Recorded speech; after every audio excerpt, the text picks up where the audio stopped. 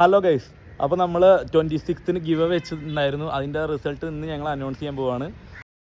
അതെടുക്കുക, നമ്മൾ Instagram page follow ചെയ്ത fish നമ്മളത് പർച്ചേസ് ചെയ്ത ആളുകളുടെ നമ്പർ മാത്രമേ എഴുതിയിട്ടുള്ളൂ.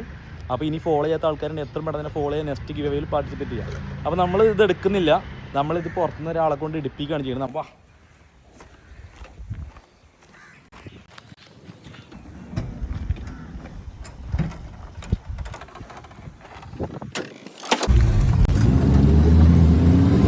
നമുക്ക് നോക്കാം, ആൾക്കാർ വരുന്നുണ്ട്, നമുക്ക് അവരോട് ചോദിച്ചു നോക്കാം അവർക്ക് എടുക്കാൻ പറ്റുമോന്ന്.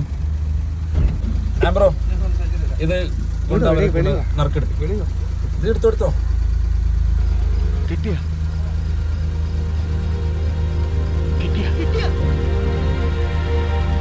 ആംബ്രോ പിള്ളേരെ കൊണ്ട് നറുക്കെടുപ്പിക്കുന്നുണ്ട്, നമുക്ക് നോക്കാം ആർക്കാ കിട്ടാൻ.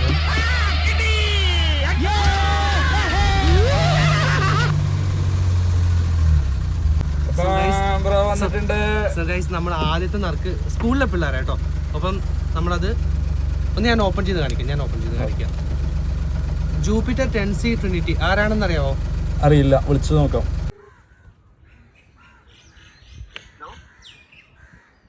ഹലോ,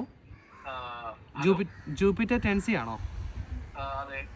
സർ നമസ്കാരം, ഞാൻ ഫിവോയിൽ നിന്നാണ് വിളിക്കുന്നത്. സാർ ജാനുവരി 26-ന് നമ്മുടെ ഭാഗത്തു നിന്ന് ഒരു ഫിഷ് പർച്ചേസ് ചെയ്തിട്ടുണ്ടായിരുന്നല്ലോ.